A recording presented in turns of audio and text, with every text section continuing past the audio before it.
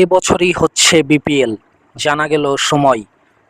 প্রিয় দর্শক, আসসালামু আলাইকুম। চলতি বছরের ডিসেম্বরে বাংলাদেশ প্রিমিয়ার লিগ বিপিএল আয়োজনের কথা ছিল, সেটি নির্ধারিত সময়ই হচ্ছে। আজ বিসিবির বোর্ড মিটিং শেষে বোর্ড পরিচালক ইফতেখার রহমান মিঠু এ তথ্য জানিয়েছেন। মূলত এবারের বিপিএল শুরু হবে ডিসেম্বর-জানুয়ারিতে।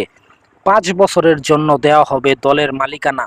নতুন করে বিপিএল এর গভর্নিং কাউন্সিলে থাকবেন বাইরের সদস্যরাও।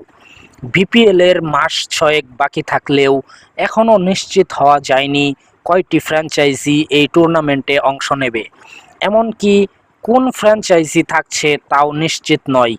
তবে বিসিবি সভাপতি আমিনুল ইসলাম বুলবুল নিশ্চিত করেছেন, নতুন ও পুরনো ফ্র্যাঞ্চাইজি যারাই আগামী আসরে অংশ নেবে তাদের সঙ্গে 5 বছরের চুক্তি করবে বিসিবি।